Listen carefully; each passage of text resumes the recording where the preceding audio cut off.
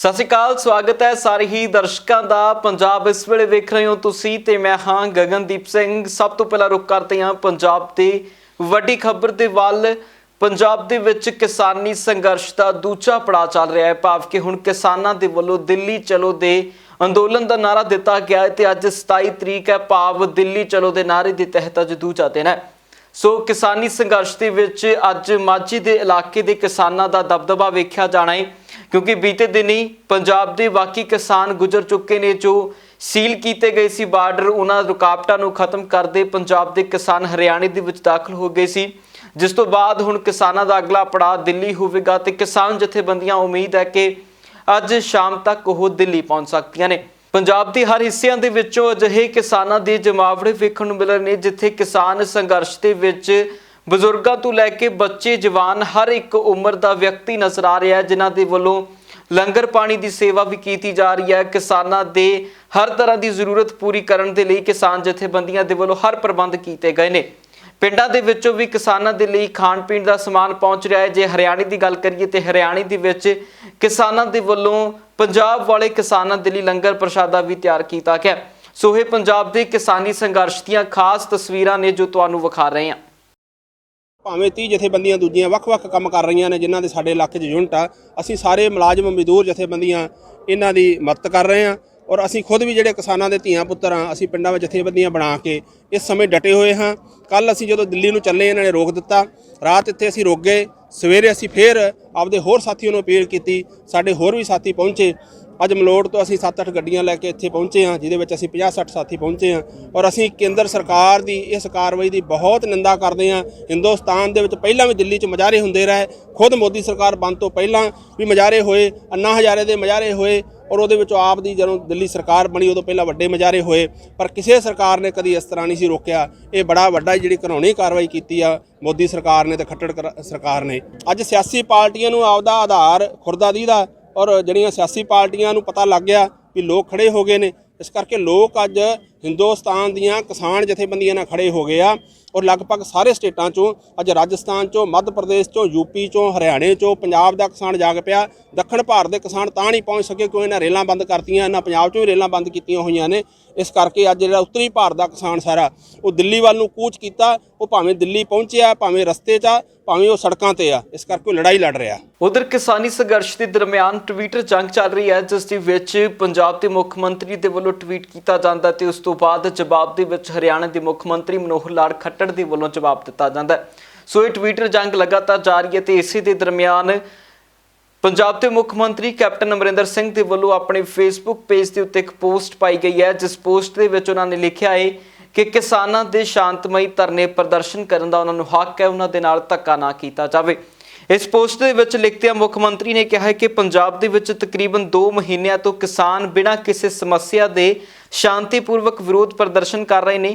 हरियाणा सरकार जबरदस्ती का सहारा लैके उन्होंने भड़काउण की कोशिश कर रही है कि किसानों को अधिकार नहीं है कि वह जनतक हाईवे ते शांति नाल लंघ सकन। ये बहुत दुख की गल है कि अज संविधान दिवस के मौके के उत्ते किसानों के संविधान के हक को इस तरह दबाया जा रहा है। खट्टर साहब इन्हों जान दिओ, इन्हां नाल धक्का ना करो, इन्हों शांतिपूर्वक ढंग दे नाल अपनी आवाज़ दिल्ली तक पहुँचाउण दिओ। ये गल्लां मुख मंत्री कैप्टन अमरिंदर सिंह ने अपनी पोस्ट दे विच लिखियां ने। अगे वो लिखते हैं कि मेरी भाजपा नूं अपील है कि वह अपनी राज सरकारां नूं निर्देश देवे कि वह किसानां दे खिलाफ अजिहियां सख्त चालां विच शामिल ना होण। ਉਹ ਹੱਥ ਜੋ ਪੂਰੇ ਦੇਸ਼ ਨੂੰ ਭੋਜਨ ਦਿੰਦੇ ਨੇ ਉਹਨਾਂ ਦੇ ਨਾਲ ਧੱਕਾ ਨਾ ਕੀਤਾ ਜਾਵੇ ਅਤੇ ਨਾ ਹੀ ਇਹ ਸਹਾਰਿਆ ਜਾਵੇਗਾ।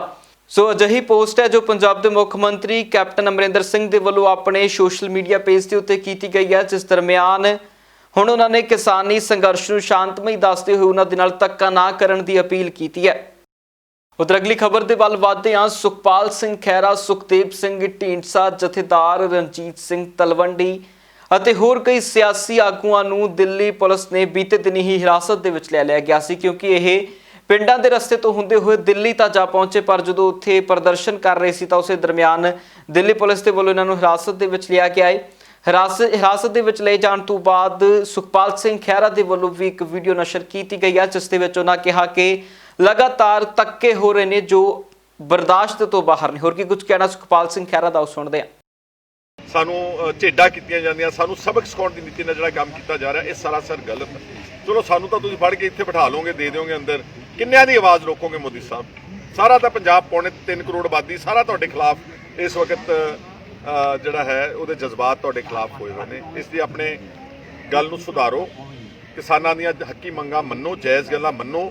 ਇਲੈਕਟ੍ਰਿਸਿਟੀ ਅਮੈਂਡਮੈਂਟ ਬਿੱਲ 2020 ਜਿਹੜਾ ਤੁਸੀਂ ਸਾਡੇ ਅਧਿਕਾਰ ਖੋਏ ਨੇ ਸੂਬਿਆਂ ਦੇ ਫੈਡਰਲ ਢਾਂਚੇ ਤੇ ਡਾਕਾ ਮਾਰਿਆ ਉਹ ਵਾਪਸ ਲਵੋ। ਜਿਹੜਾ ਪਰਾਲੀ ਸਾੜਨ ਦਾ ਕਾਨੂੰਨ ਬਣਾਇਆ 1 ਕਰੋੜ ਰੁਪਏ ਜੁਰਮਾਨਾ ਰੱਖ ਦਿੱਤਾ, ਉਹ ਜਿਹੜਾ ਕਾਲਾ ਕਾਨੂੰਨ ਆ ਉਸ ਨੂੰ ਵਾਪਸ ਲਵੋ। ਇਹ ਸਾਰੀਆਂ ਗੱਲਾਂ ਜਦ ਤੱਕ ਨਹੀਂ ਲੈਣਗੇ ਸੰਘਰਸ਼ ਤਾਂ ਜਾਰੀ ਰਹਿਣਾ ਹੀ ਰਹਿਣਾ ਵਾ। ਪੰਜਾਬ ਦੇ ਲੋਕ ਪੰਜਾਬ ਦੇ ਕਿਸਾਨਾਂ ਦੇ ਪਿੱਛੇ ਖੜੇ ਨੇ ਔਰ ਅਸੀਂ ਜਿੰਨਾ ਵੀ ਹੋ ਸਕਦੇ ਉਹਨਾਂ ਦੀ ਪੂਰੀ ਹਮਾਇਤ ਕਰਾਂਗੇ। ਬਲਕਿ ਸਾਰੀ ਪੋਲੀਟੀਕਲ ਪਾਰਟੀਆਂ ਦੇ ਲੋਕਾਂ ਨੂੰ ਅਪੀਲ ਆ ਕਿ ਇਹ ਸਮਾਂ ਨਾ ਆਪਣੇ ਝੰਡੇ ਚੱਕਣ ਦਾ ਨਹੀਂਗਾ, ਆਪਣੀ ਰਾਜਨੀਤੀ ਕਰਨ ਦਾ ਨਹੀਂਗਾ, ਆਪਣੇ ਪ੍ਰੋਗਰਾਮ ਦੇਣ ਦਾ ਨਹੀਂਗਾ।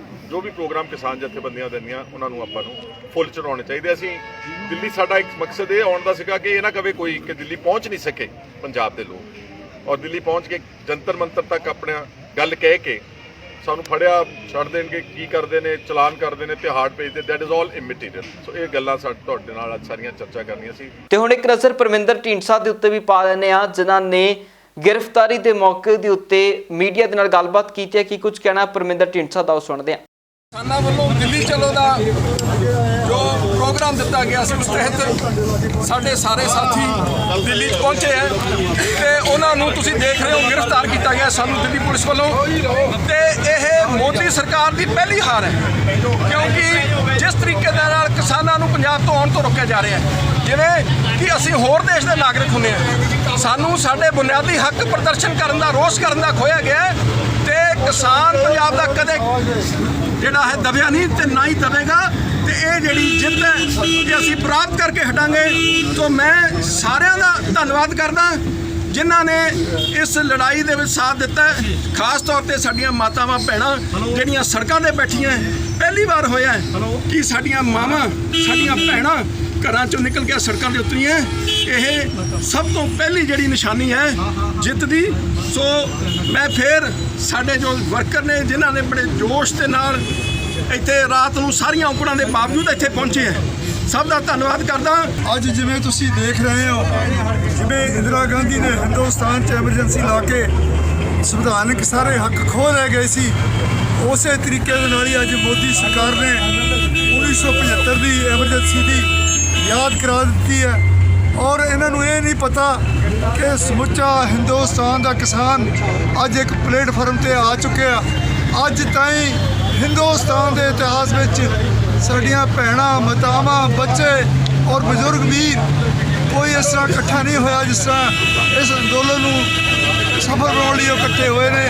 ਐਨਡੀਏ ਦੇ ਵਿੱਚ ਭਾਜਪਾ ਦੀ ਭਾਈਵਾਲ ਰਹਿ ਚੁੱਕੀ ਅਕਾਲੀ ਦਲ ਦੇ ਵੱਲੋਂ ਜਿੱਥੇ ਬੀਤੇ ਦਿਨੀ ਭਾਜਪਾ ਦੇ ਨਾਲ ਰਿਸ਼ਤਾ ਤੋੜਦਿਆਂ ਹੀ ਭਾਜਪਾ ਦੇ ਖਿਲਾਫ ਮੋਰਚਾ ਖੋਲ੍ਹ ਦਿੱਤਾ ਗਿਆ ਸੀ, ਉਸੇ ਦੇ ਤਹਿਤ ਹੁਣ ਜੋ ਧੱਕਾ ਬੀਤੇ ਦਿਨੀ ਪੰਜਾਬ ਦੀਆਂ ਕਿਸਾਨ ਜਥੇਬੰਦੀਆਂ ਦੇ ਨਾਲ ਕੀਤਾ ਗਿਆ, ਉਸ ਦੇ ਚੱਲਦਿਆਂ ਸੁਖਵੀਰ ਸਿੰਘ ਬਾਦਲ ਨੇ ਇੱਕ ਪ੍ਰੈਸ ਵਾਰਤਾ ਦੇ ਦੌਰਾਨ ਕੇਂਦਰ ਸਰਕਾਰ ਦੇ ਉੱਤੇ ਕਰੜੇ ਸ਼ਬਦੀ ਵਾਰ ਕੀਤੇ ਨੇ। ਤੇ ਇਸ ਮੌਕੇ ਦੇ ਉੱਤੇ ਸੁਖਵੀਰ ਸਿੰਘ ਬਾਦਲ ਨੇ ਇਹ ਵੀ ਕਿਹਾ ਕਿ ਉਹਨਾਂ ਦੇ ਵੱਲੋਂ ਹਰ ਇੱਕ ਪਾਸੇ ਡਿਊਟੀਆਂ ਲਗਾ ਦਿੱਤੀਆਂ ਗਈਆਂ ਨੇ, ਚਾਹੇ ਉਹ ਅਕਾਲੀ ਦਲ ਦੇ ਵਰਕਰ ਹੋਣ, ਉਹ ਕਿਸਾਨਾਂ ਦੇ ਧਰਨਿਆਂ ਦੇ ਵਿੱਚ ਸ਼ਾਮਿਲ ਹੋਣ ਤੇ ਨਾਲ ਹੀ ਸ਼੍ਰੋਮਣੀ ਗੁਰਦੁਆਰਾ ਪ੍ਰਬੰਧਕ ਕਮੇਟੀ ਹੋਵੇ ਜਾਂ ਦਿੱਲੀ ਸਿੱਖ ਗੁਰਦੁਆਰਾ ਮੈਨੇਜਮੈਂਟ ਕਮੇਟੀ ਹੋਵੇ, ਇਹਨਾਂ ਦੋਹਾਂ ਨੂੰ ਅਪੀਲ ਕੀਤੀ ਹੈ ਕਿ ਉਹ ਸਾਰੇ ਹੀ ਕਿਸਾਨਾਂ ਦੇ ਲੰਗਰ ਪਾਣੀ ਦਾ ਪ੍ਰਬੰਧ ਖੁਦ ਕਰ ਦੇਣ।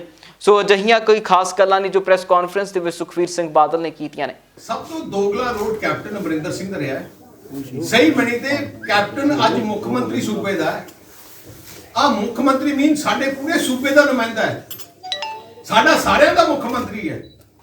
ਮੁੱਖ ਮੰਤਰੀ ਦਾ ਫਰਜ਼ ਹੈ ਜੇ ਉਹਦੇ ਸੂਬੇ ਵਿੱਚ ਲੋਕ ਪਰੇਸ਼ਾਨ ਹੈ, ਉਹਦੇ ਸੂਬੇ ਦੇ ਕਿਸਾਨ ਪਰੇਸ਼ਾਨ ਹੈ, ਉਹਦੇ ਸੂਬੇ ਦੇ ਕਿਸਾਨਾਂ ਨੂੰ ਫਿਕਰ ਹੈ ਕਿ ਸਾਡਾ ਫਿਊਚਰ ਆਪਣਾ ਸੇਫ ਨਹੀਂ ਹੈ, ਤੇ ਕੈਪਟਨ ਅਮਰਿੰਦਰ ਸਿੰਘ ਨੂੰ ਉੱਥੇ ਜਾ ਕੇ ਸਟਰੋਂਗਲੀ ਪ੍ਰੋਟੈਸਟ ਕਰਨ ਦੀ ਲੋੜ ਹੈ।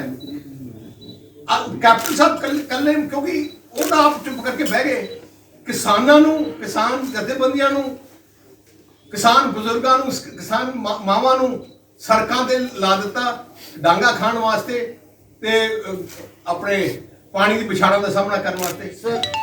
ਆਈ ਕੈਪਟਨ ਨੂੰ ਉੱਥੇ ਜਾ ਕੇ ਆਪ ਪ੍ਰਧਾਨ ਮੰਤਰੀ ਨਾਲ ਮਿਲ ਕੇ, ਐਗਰੀਕਲਚਰ ਮਿਨਿਸਟਰ ਨਾਲ ਮਿਲ ਕੇ ਉੱਥੇ ਪ੍ਰੈਸ਼ਰ ਪਾਉਣਾ ਚਾਹੀਦਾ ਹੈ, ਕਿਉਂਕਿ ਇੱਕ ਮੁੱਖ ਮੰਤਰੀ ਦਾ ਪ੍ਰੈਸ਼ਰ ਬਹੁਤ ਵੱਡਾ ਹੁੰਦਾ ਹੈ। ਜੇ ਇੱਕ ਸਰਕਾਰ ਦਾ ਮੁੱਖ ਮੰਤਰੀ ਚਾਹੇ ਕਾਫੀ ਚੀਜ਼ਾਂ ਹੱਲ ਕਰਾ ਸਕਦਾ ਹੈ, ਪਰ ਜਿਹੜਾ ਕੰਮ ਨਹੀਂ ਕਰ ਰਿਹਾ, ਜਿਹੜਾ ਡੈਮੋਕ੍ਰੇਸੀ ਦਾ ਮਤਲਬ ਕੀ ਹੈ? ਮਤਲਬ ਨਹੀਂ ਕਿ ਡਿਕਟੇਟਰਸ਼ਿਪ ਦੇ ਵਿੱਚ ਤੁਸੀਂ ਫੈਸਲੇ ਲੈ ਸਕਦੇ ਹੋ ਤੇ ਤੁਸੀਂ ਕੁਝ ਮਰਜ਼ੀ ਕਰ ਸਕਦੇ ਹੋ। ਡੈਮੋਕ੍ਰੇਸੀ ਦਾ ਮਤਲਬ ਕੀ ਹੈ ਕਿ ਜੇ ਕੋਈ ਮੁੱਖ ਮੰਤਰੀ ਨੇ ਜਾਂ ਪ੍ਰਧਾਨ ਮੰਤਰੀ ਨੇ ਕੋਈ ਗਲਤ ਫੈਸਲਾ ਲੈ ਲਿਆ, ਹਰ ਫੈਸਲੇ ਜੋ ਲਿੱਤੇ ਜਾਂਦੇ ਤਾਂ ਮਤਲਬ ਨਹੀਂ ਹੈ ਕਿ ਸਹੀ ਹੈ, ਕਿਤੇ ਸਹੀ ਸੋਚ ਕੇ ਲਿੱਤੇ ਜਾਂਦੇ, ਬਾਅਦ 'ਚ ਪਤਾ ਲੱਗਦਾ ਕਿ ਉਹ ਗਲਤ ਫੈਸਲੇ ਹੈ। ਸੋ ਜੇ ਗਲਤ ਫੈਸਲੇ ਹੈ ਤੇ ਜੇ ਲੋਕਾਂ ਦੀ ਭਾਵਨਾ ਦੇ ਖਿਲਾਫ ਕੋਈ ਫੈਸਲਾ ਲਿੱਤਾ ਗਿਆ, ਆ ਫਰਜ਼ ਬਣਦਾ ਹੈ। ਮੋਦੀ ਸਾਹਿਬ, ਤੁਸੀਂ ਦੇਸ਼ ਦੇ ਪ੍ਰਧਾਨ ਮੰਤਰੀ ਹੋ, ਮੈਂ ਬੇਨਤੀ ਕਰਦਾ ਇਸ ਇਸ਼ੂ ਤੇ, ਕਿਸਾਨੀ ਦੇ ਇਸ਼ੂ ਤੇ ਜਿੱਦ ਕਰਨ ਦੀ ਲੋੜ ਨਹੀਂ। ਜੇ ਗਲਤੀ ਹੋ ਗਈ ਫੈਸਲਾ ਐਕਟ ਬਣਾਉਂਦੇ, ਮੰਨਣੀ ਚਾਹੀਦੀ ਹੈ ਗਲਤੀ ਹੋ ਗਈ ਤੇ ਵਾਪਸ ਫੈਸਲੇ ਲੈ ਕੇ ਜੋ ਫੀਲਿੰਗਸ ਹੈ, ਜੋ ਕਿਸਾਨ ਅੰਨਦਾਤਾ ਹੈ, ਉਹਦੇ ਨਾਲ ਐਜਾ ਵਰਤੀਆ ਨਹੀਂ ਹੋਣਾ ਚਾਹੀਦਾ ਜਿਹੜਾ ਅੱਜ ਹਰਿਆਣਾ ਦੀ ਸਰਕਾਰ ਕਰ ਰਹੀ ਹੈ। ਉਧਰ ਬੀਤੇ ਦਿਨੀ ਪੰਜਾਬ ਦੇ ਬਾਰਡਰਾਂ ਦੇ ਉੱਤੇ ਹਰਿਆਣਾ ਸਰਕਾਰ ਦੇ ਵੱਲੋਂ ਜੋ ਵਰਤਾਰਾ ਪੰਜਾਬ ਦੇ ਕਿਸਾਨਾਂ ਦੇ ਨਾਲ ਕੀਤਾ ਗਿਆ, ਉਸ ਦੇ ਉੱਤੇ ਵੱਖ-ਵੱਖ ਸਿਆਸੀ ਧਿਰਾਂ ਦੇ ਵੱਲੋਂ ਵੀ ਅਜਿਹੀ ਕਾਰਗੁਜ਼ਾਰੀ ਦੀ ਨਿਖੇਧੀ ਕੀਤੀ ਜਾ ਰਹੀ ਹੈ। ਇਸ ਦੇ ਉੱਤੇ ਆਮ ਆਦਮੀ ਪਾਰਟੀ ਦੇ ਹਰਿਆਣਾ ਤੋਂ ਆਗੂ ਦੇ ਵੱਲੋਂ ਵੀ ਇਸ ਚੀਜ਼ ਦੀ ਨਿੰਦਾ ਕੀਤੀ ਗਈ ਹੈ ਤੇ ਉਧਰ ਪੰਜਾਬ ਦੇ ਵੀ ਕਈ ਸਿਆਸੀ ਆਗੂਆਂ ਨੇ ਇਸ ਦੀ ਨਿੰਦਾ ਕੀਤੀ ਹੈ। ਕੀ ਕੁਝ ਕਹਿੰਦੇ ਨੇ, ਸਾਰੇ ਸਿਆਸੀ ਬਿਆਨ ਸੁਣਦੇ हैं। हरियाणा सरकार का हिटलर शाही रवैया, खट्टर साहब के प्रदेश के अंदर किसान को धरना नहीं कर रहे, वहां से गुजर के दिल्ली की तरफ कूच कर रहे हैं। मैं समझता हूं कि दिल्ली पुलिस को एक्शन लेती अलग बात थी।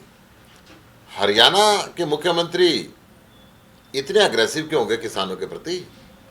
पहले बीजेपी की सरकार 3 काले कानून लेके आई, किसान विरोधी कानून, जिसका पूरे देश के अंदर विरोध हुआ, उनकी फसल को गिरवी रख दी अपने व्यापारी मित्रों के यहाँ, और आज किसान की आवाज़ भी बंद कर देना चाहते हैं। शांतिपूर्ण तरीके से वो अपना प्रदर्शन करना चाहते थे। अगर ग्राउंड के अंदर एक संख्या ज़्यादा होती है, वहाँ पे पुलिस अपना मैनेजमेंट करे, बैरिकेडिंग हो सकता है किसानों ने अलग अलग बैठने का तय किया हो कि 50 से ऊपर नहीं बैठेंगे एक जगह, और अपना बैरिकेडिंग लगा के ग्रुप्स के अंदर बैठेंगे, अलग अलग बैठेंगे। परंतु इस तरीके से वाटर कैनन उनके ऊपर चलाना, लाठियाँ करना, बॉर्डरों पर रोक के रखना, आम जनता भी घंटों घंटों परेशान है और किसान को तो अंदर घुसने ही नहीं दे रहा। मैं अभी गुड़गांव की तरफ से आया हूँ, तो ऐसा लगा कि पूरी छावनी बना दी है। ऐसा व्यवहार किसानों के साथ मैंने आज तक कहीं नहीं देखा, दुनिया के किसी देश के अंदर नहीं देखा कि उनको अपनी आवाज़ को कहने से भी रोका जाए।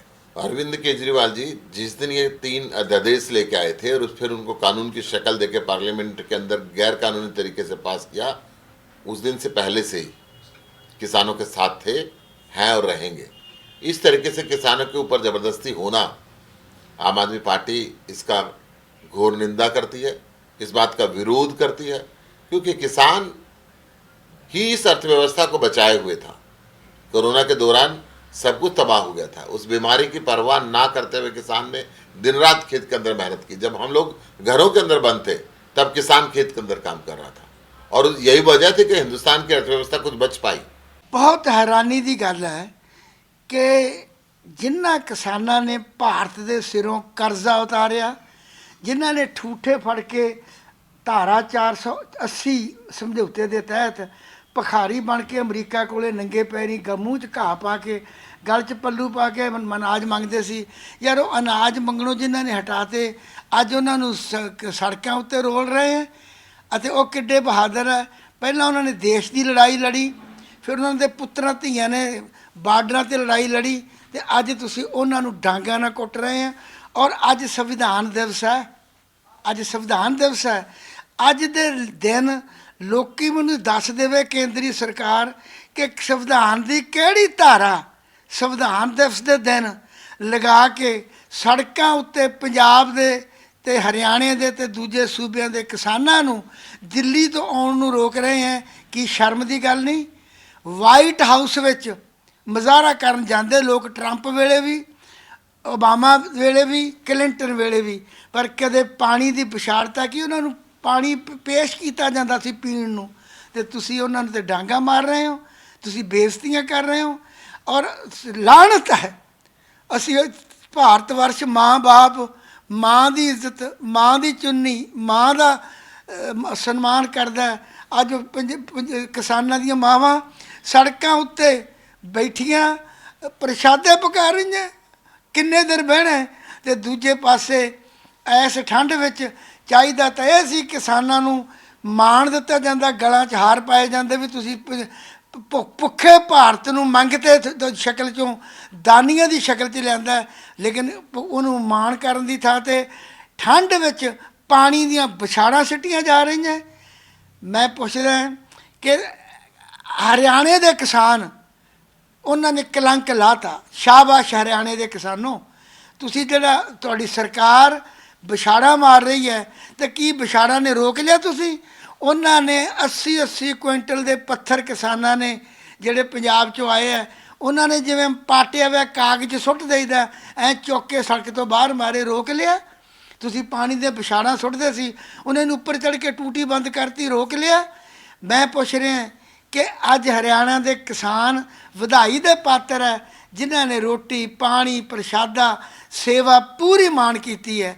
ਔਰ ਮੈਨੂੰ ਪਤਾ ਹੈ ਪਹਿਲੀ ਵਾਰ ਇਹ ਹਿੰਦੂ ਸਿੱਖ ਮੁਸਲਮਾਨ ਈਸਾਈ ਬੋਧੀ ਜੈਨੀ ਉਹਦੀ ਲੜਾਈ ਨਹੀਂ, ਇਹ ਕੇਵਲ ਤੇ ਕੇਵਲ ਕਿਸਾਨੀ ਧੰਦੇ ਦੀ ਔਰ ਖੇਤੀ ਦੀ ਲੜਾਈ ਹੈ। ਉਧਰ ਸ਼੍ਰੀ ਅਕਾਲ ਤਖਤ ਸਾਹਿਬ ਦੇ ਜਥੇਦਾਰ ਗਿਆਨੀ ਹਰਪ੍ਰੀਤ ਸਿੰਘ ਨੇ ਵੀ ਕਿਸਾਨਾਂ ਦੇ ਉੱਤੇ ਬੀਤੇ ਦਿਨੀ ਕੀਤੇ ਗਏ ਮਾੜੇ ਵਤੀਰੇ ਦੇ ਉੱਤੇ ਦੁੱਖ ਪ੍ਰਗਟ ਕੀਤਾ। ਉਹਨਾਂ ਦਾ ਕਹਿਣਾ ਸੀ ਕਿ ਅੰਗਰੇਜ਼ਾਂ ਦੇ ਸਮੇਂ ਦੇ ਵਿੱਚ ਅਜਿਹਾ ਕੁਝ ਹੋਇਆ ਸੁਣਦੇ ਜ਼ਰੂਰ ਸੀ, ਪਰ ਹੁਣ ਪ੍ਰਤੱਖ ਰੂਪ ਦੇ ਵਿੱਚ ਵੇਖ ਲਿਆ ਏ।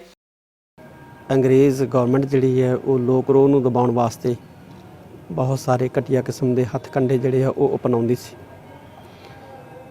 ਲੋਕਾਂ ਨੂੰ ਮਾਰਦੀ ਸੀ, ਕੁੱਟਦੀ ਸੀ ਔਰ ਕਈ ਪ੍ਰਕਾਰ ਦਾ ਤਸ਼ੱਦਦ ਕਰਦੇ ਸੀ। ਪਰ ਅੱਜ ਆਪਣੀ ਅੱਖੀਂ ਸਾਰਾ ਕੁਝ ਜਿਹੜਾ ਹੈ ਉਹ ਟੀਵੀ ਚੈਨਲਾਂ ਦੇ ਰਾਹੀਂ ਦੇਖ ਰਹੇ ਹਾਂ ਕਿ ਕਿਵੇਂ ਕਿਸਾਨ ਨੂੰ ਹਰਿਆਣੇ ਦੀ ਸਰਕਾਰ ਵੱਲੋਂ ਰੋਕਿਆ ਜਾ ਰਿਹਾ ਔਰ ਕਿਸਾਨਾਂ ਦੇ ਉੱਤੇ ਠੰਡ ਦੇ ਮੌਸਮ ਦੇ ਵਿੱਚ ਠੰਡਾ ਪਾਣੀ ਜਿਹੜਾ ਹੈ ਉਹ ਪਾਇਆ ਜਾ ਰਿਹਾ। ਲੰਬੇ ਚੌੜੇ ਬੈਰੀਕੇਡ ਲਾ ਕੇ ਕਿਸਾਨਾਂ ਨੂੰ ਭਰਪੂਰ ਜਿਹੜਾ ਉਹ ਰੋਕਣ ਦਾ ਯਤਨ ਕੀਤਾ ਜਾ ਰਿਹਾ। ਇਹ ਬਹੁਤ ਹੀ ਮੈਂ ਸਮਝਦਾ ਕਿ ਇੱਕ ਨਿੰਦਣਯੋਗ ਕਾਰਵਾਈ ਹੈ। ਜੇ ਦਿੱਲੀ ਦੇ ਵਿੱਚ ਅੰਨਾ ਹਜ਼ਾਰੇ ਲੋਕਪਾਲ ਬਿੱਲ ਨੂੰ ਲੈ ਕੇ ਮੋਰਚਾ ਲਾ ਸਕਦਾ ਹੈ, ਧਰਨਾ ਲਾ ਸਕਦਾ ਹੈ, ਆਪਣੀ ਆਵਾਜ਼ ਭਾਰਤੀ ਪਾਰਲੀਮੈਂਟ ਤੱਕ ਪਹੁੰਚਾਉਣ ਦਾ ਯਤਨ ਕਰ ਸਕਦਾ ਹੈ, ਤਾਂ ਫਿਰ ਜਿਹੜੇ ਹਿੰਦੁਸਤਾਨ ਦੇ ਕਿਸਾਨ ਹੈ ਇਹ ਦਿੱਲੀ ਦੇ ਵਿੱਚ ਬੈਠ ਕੇ ਇਕੱਠੇ ਹੋ ਕੇ ਆਪਣੀ ਆਵਾਜ਼ ਨੂੰ ਭਾਰਤੀ ਪਾਰਲੀਮੈਂਟ ਤੱਕ ਜਿਹੜਾ ਉਹ ਪਹੁੰਚਾਉਣ ਦਾ ਯਤਨ ਕਿਉਂ ਨਹੀਂ ਕਰ ਸਕਦੇ? ਭਾਰਤੀ ਕਿਸਾਨਾਂ ਦੇ ਨਾਲ ਜਿਹੜਾ ਉਹ ਜਿਹੜਾ ਵਤੀਰਾ ਜਿਹੜਾ ਹੈ ਉਹ ਇਸ ਤਰ੍ਹਾਂ ਦਾ ਕਿਉਂ ਧਾਰਨ ਕੀਤਾ ਜਾ ਰਿਹਾ?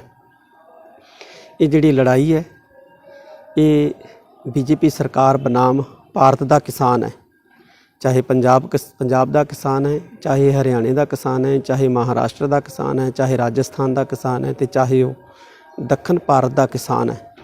ਇਹ ਕਿਸਾਨਾਂ ਦੀ ਲੜਾਈ ਹੈ ਤੇ ਭਾਰਤ ਸਰਕਾਰ ਦੀਆਂ ਜਿਹੜੀਆਂ ਏਜੰਸੀਆਂ ਇਸ ਲੜਾਈ ਨੂੰ ਪੰਜਾਬ ਬਨਾਮ ਕਿਸਾਨ ਬਣਾਉਣ ਦਾ ਜਿਹੜਾ ਹੈ ਉਹ ਯਤਨ ਕਰਨਗੀਆਂ। ਇਸ ਪੱਖੋਂ ਕਿਸਾਨਾਂ ਨੂੰ ਸਾਵਧਾਨ ਹੋਣ ਦੀ ਬਹੁਤ ਵੱਡੀ ਜ਼ਰੂਰਤ ਹੈ। ਪੰਜਾਬ ਇਸ ਵੇਲੇ ਦੇ ਵਿੱਚ ਫਿਲਹਾਲ ਦੇ ਲਈ ਇੰਨਾ ਹੀ, ਫਿਰ ਮੁੜ ਹਾਜ਼ਰ ਹੋਵਾਂਗੇ ਨਵੀਆਂ ਤੇ ਤਾਜ਼ਾ ਅਪਡੇਟਸ ਦੇ ਨਾਲ। ਤਦ ਤੱਕ ਲਈ ਮੈਨੂੰ ਦਿਓ ਇਜਾਜ਼ਤ। ਧੰਨਵਾਦ।